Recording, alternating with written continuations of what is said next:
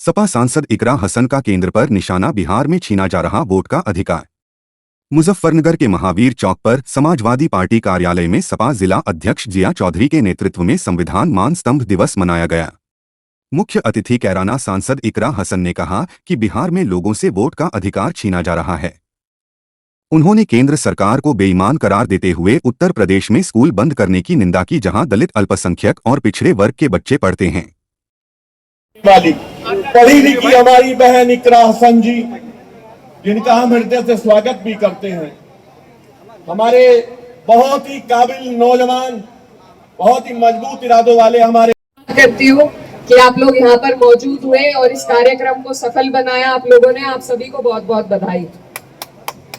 आज जिस विषय में हम लोग यहाँ इकट्ठा हुए हैं वो इतना गंभीर विषय है कि आज हमारा जो संविधान है, आज के दिन आरक्षण मिला था, लेकिन कुछ लोग जो सत्ता में बैठे हैं, जो सरकार में बैठे हैं, वो रोज कोई ना कोई ऐसी योजना को लेकर आ रहे हैं जिससे संविधान की ताकत को कमजोर कर सके।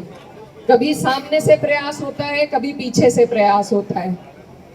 आप ये देखिए, अगर संविधान नहीं होगा तो हम जैसे लोग जो पिछड़े हैं, जो अल्पसंख्यक हैं, जो दलित हैं, जो वंचित हैं, जो शोषित हैं, उनकी सुरक्षा कोई नहीं कर सकता।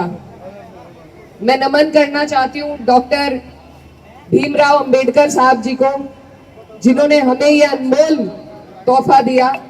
ये एक सुरक्षा कवच है हमारे सभी लोगों के लिए। इसी से हमें हमारे अधिकार मिलते हैं नागरिक के तौर पर सर उठा के इस देश में जीने के लिए। आज ये सरकार हमें ऐसी स्थिति में लाकर खड़ा कर दिया है कि हमें खुद ही अपने संविधान की सुरक्षा करनी पड़ रही है। जो चीज हमारे लिए सुरक्षा कवच के तौर पर बनाई गई थी, उसकी सुरक्षा का दायित्व भी आज हमारे ऊपर डाल दिया है ये ऐसी बेईमान सरकार है। तो इस सरकार को, इसकी नीयत को हमें करारा जवाब देना है। ये आज हम और आप सब मिलकर यहाँ से संकल्प करते हैं, क्योंकि जब तक हम बदलाव नहीं करेंगे, जब तक हम इस सरकार को नहीं बदलेंगे, तब तक ये इसी तरह के नियम लाती रहेगी।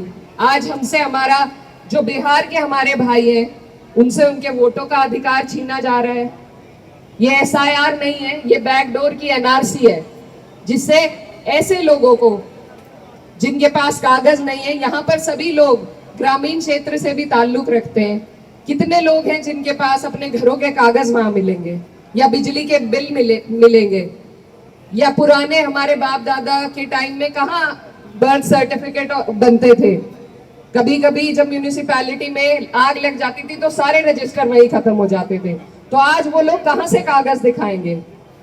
और मुझसे पहले वक्ताओं ने कहा कि जो 60 लाख 55 लाख लोग जिनका नाम निकाला जा रहा है, अगर इतने लोग बाहर से आकर बसे थे इस देश में, तो पहले सरकार क्यों आंखें बंद करे बैठी हुई थी।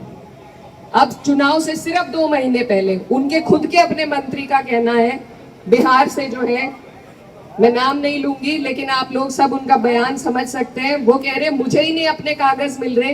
तो जो लोग सत्ता में बैठे हैं, जो सिस्टम में बैठे हैं, जब वही अपने कागज नहीं ला पा रहे, तो आप और हम और जो अंतिम कड़ी में खड़ा हुआ व्यक्ति है, वो कहां से अपने कागज ला कर देगा। तो ये और कुछ नहीं है, ये सिर्फ और सिर्फ आपको और हमें हमारे वोट के अधिकार से दूर करना चाहते हैं।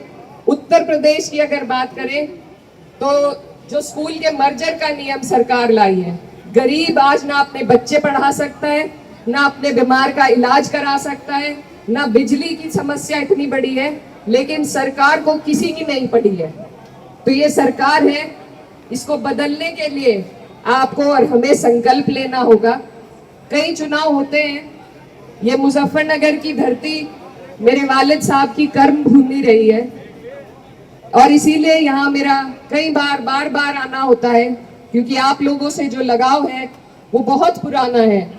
आप लोगों ने ऐसे वक्त में मेरे वालिद साहब को यहाँ से जिताया था जब टीवी वाले भी दावा करते थे कि 4थे नंबर पर रहेंगे। तो मैं उसके लिए भी आपका धन्यवाद करना। आज संविधान मान स्तंभ दिवस का आयोजन किया गया सभी जनपदों में।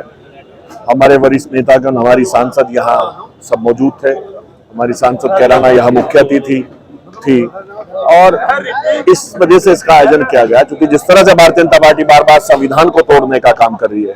आप देखो मुजफ्फरनगर में किस किस तरह की घटना हुई, लोगों के कपड़े उतार करके उनके धर्म को चेक करने का प्रयास किया गया। अगर सरकार कोई कानून लाती है तो सरकार की जिम्मेदारी है उस कानून को लागू करना। अधिकारियों का अधिकारी बेलगाम है। यहाँ के कैबिनेट मंत्री शिकायत करते हैं कि एसडीएम नहीं मान रहे। हम कहते हैं कि एसडीएम जाति के पास लोग जाते हैं तो वो काम करती है। एक कैबिनेट मंत्री दूसरे प्रयागराज के वो अधिकारियों की शिकायत करते हैं। दूसरी तरफ अधिकारी इतने निरंकुश हैं, मैं तो खुद कह रहा हूं अफसरशाही हावी है। जिस तरह से हमारी बहन हमारी सांसद इकरा हसन जी के साथ जिस तरह से दुर्व्यवहार किया, एक सांसद के साथ इस तरह के व्यवहार शोभा नहीं देता। हर जगह आम आदमी के अधिकारों को उनके अधिकारों से वंचित रखा जा रहा है। इसलिए हम लोग संविधान बचाने की राह पर चले, सदन से सड़क तक आदरणीय अखिलेश यादव जी के नेतृत्व में समाजवादी पार्टी संघर्ष कर रही है और इस लड़ाई को लड़ने का काम करे।